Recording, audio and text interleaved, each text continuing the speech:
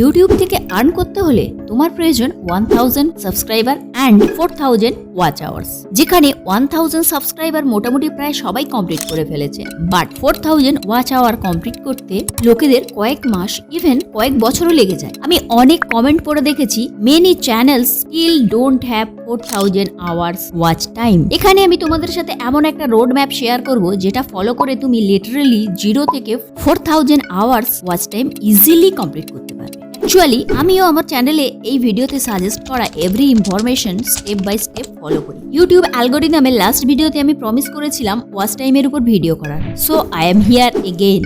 একটা ভিডিওর পারফরমেন্সের জন্য ইউটিউব মেনলি 3টে ফ্যাক্টর দেখে, বাট এখানে আরো একটা ফ্যাক্টর আছে যেটা এই 3টে ফ্যাক্টরের থেকে বেশি ইম্পর্টেন্ট। এটা আমি বলবো এন্ড অফ দিস ভিডিও। এখন বাকি 3টে ফ্যাক্টর বিষয়ে বলবো। Factor number 1, subscriber and viewer ratio. দেখো তোমার ভিডিও 1 লাখ নতুন লোক দেখলো, বাট সাবস্ক্রাইব করলো অনলি 500 জন, তাহলে তোমার সাবস্ক্রাইবার অ্যান্ড ভিউয়ার রেশিও দাঁড়াবে 500 বাই 1 লাখ ইকুয়ালস টু 0.5। এটা পার্সেন্টেজ করলে হবে 0.5 বাই 100 ইকুয়ালস টু 0.5%। এই পার্সেন্টেজ যত বেশি হবে ইউটিউব মনে করবে এই ভিডিওটা দেখে অনেক লোক সাবস্ক্রাইব করেছে, মানে এই ভিডিওতে ইন্টারেস্টিং কিছু তো আছেই।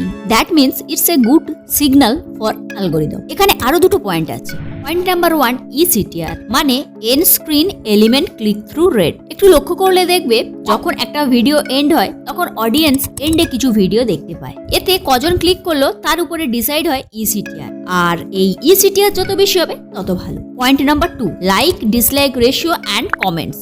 এই like dislike ratio and comment যত বেশি হবে তত ভালো। সব মেন ফ্যাক্টর আমি বলেই দিলাম, কিন্তু মজার ব্যাপার হলো তোমার সবকিছু ঠিকঠাক হলো, বাট যদি এটা মিস হয় তাহলে ভিউ আসবেই না। কেন কি এই ফ্যাক্টর ঠিক না থাকলে ওয়াচ টাইম সিটিআর ঠিক হলেও ভিউজ আসে না। That's bring me factor number 2, algorithm রহস্য।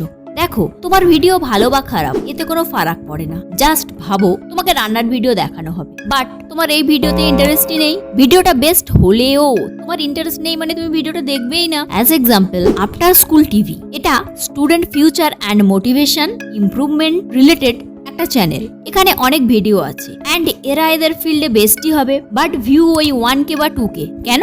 বিকজ ইউটিউব অ্যালগরিদম তোমার ভিডিও কেমন সেটা দেখে, উল্টে অডিয়েন্স ইন্টারেস্টেড হিসাবে বেস্ট ভিডিও তাদেরকে দেখায়। এখন প্রশ্ন, ইউটিউব কিভাবে জানতে পারে কে কি ভিডিও দেখতে চায়? User history. তুমি তোমার ইউটিউবের হিস্ট্রি পেজে ক্লিক করলে এখন পর্যন্ত কোন কোন ভিডিও দেখেছো দেখতে পাবে। ইউটিউব এক্স্যাক্টলি এইভাবেই ডেটা দেয়। তুমি যদি গেমিং ভিডিও দেখো তাহলে ইউটিউব তোমাকে গেমিং ভিডিও বেশি দেখাবে, যদি কমেডি দেখো তাহলে কমেডি ভিডিও বেশি দেখাবে। অনেক সময় তোমার ভিডিওর ভিউ থেমে যায় অ্যান্ড তার কিছুটা পরে হঠাৎ করে বেড়ে যায়। ব্যাপারটা বিশেষ কিছু না, ইউটিউব এমন অডিয়েন্স খুঁজে পায় যাদের তোমার ভিডিও ভালো লেগেছে, অডিয়েন্স শেষ, ভিউও থেমে যায়। এবার তোমার মনে হবে এমন কি করা যায় যাতে করে ইউটিউব আমার টার্গেট অডিয়েন্স তাড়াতাড়ি খুঁজে পায় অ্যান্ড তাড়াতাড়ি ভাইরাল হওয়া যায়। এবার এসো factor number 3, search and recommendation. First তোমাকে ডিসাইড করতে হবে সার্চেবল ভিডিও বানাবে না রেকমেন্ডেবল ভিডিও বানাবে। এই সার্চেবল ভিডিও লোকেরা সার্চ করে দেয়, আর যদি তুমি সঠিক ডিমান্ড খুঁজে ভিডিও বানাতে পারো তাহলে ভিউজ আসার chance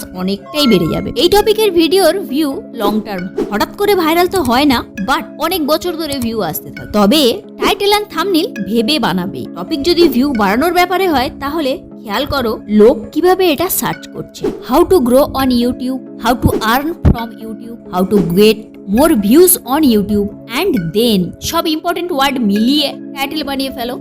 how to grow on YouTube / how to grow fast on YouTube. Title long হলে ক্ষতি নেই, কিন্তু এসিও ঠিক রাখতে হবে। আর থাম্বনেল সার্চে গিয়ে অন্যদের ভিডিও দেখে বানিয়ে নাও। অ্যাজ এক্সাম্পল তুমি হাউ টু মেক বিরিয়ানির উপর ভিডিও বানাচ্ছ, দেন এই ওয়ার্ডটা সার্চ করো অ্যান্ড দেখো অলরেডি থাম্বনেল গুলো কেমন, তারপর একটু ভাবো এতে তুমি আলাদা কি করতে পারো যাতে এর স্ট্যান্ডার্ড বেড়ে যায়। এবার এসো রেকমেন্ডেশন, যেটা তুমি অ্যাপে দেখো বা অন্য ভিডিওর নিচে সাজেস্টেড ট্যাব বা অন্য কোথাও।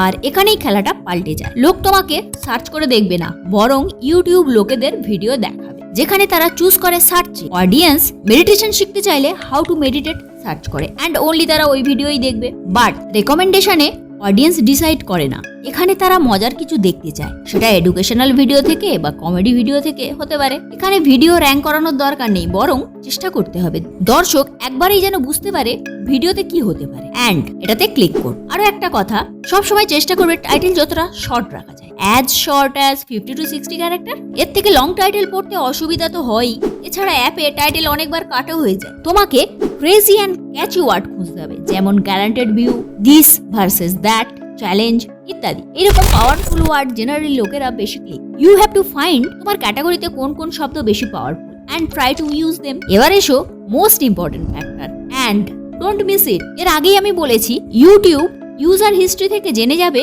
ভিউয়াররা কি ধরনের ভিডিও দেখতে চায় অ্যান্ড তাদের সেই ধরনের ভিডিও দেখাতে থাকে। টাইটেল থাম্বনেল কিভাবে বানাবে এর আগেই বলেছি। এবার এসো মোস্ট ইম্পর্টেন্ট ভিডিও টপিক। একটা ভুল টপিক এবং good CTR and watch time হলেও ভিডিও ডেড হয়ে যাবে, অ্যান্ড অন্যদিকে গুড টপিক অ্যান্ড মোটামুটি সিটিআর ও ওয়াচ টাইম হলেও ভিডিও ভাইরাল হয়ে যাবে, বিকজ এটা লোকেদের ইন্টারেস্টেড টপিক। এজন্য এই ট্রেন্ডস এর উপর বানানো ভিডিও এত ভাইরাল হয়। তাই টপিক এমন চুজ করো যাতে বেশি ভিউ আসে। তো কথা হলো, এমন ভিডিও বানাও যাতে লোক ক্লিক করে, পুরোটা দেখে অ্যান্ড স্যাটিসফাইড ফিল করে, এবং এমন বিষয় যাতে তাদের ইন্টারেস্ট আছে। যদি এরকমটা করতে পারো, দেন সব টিপস ভুলে যাও, তোমার ভাইরাল হওয়া পাক্কা। যদি এর ফার্স্ট পার্টটা না দেখে থাকো তাহলে এটা ক্লিক করো।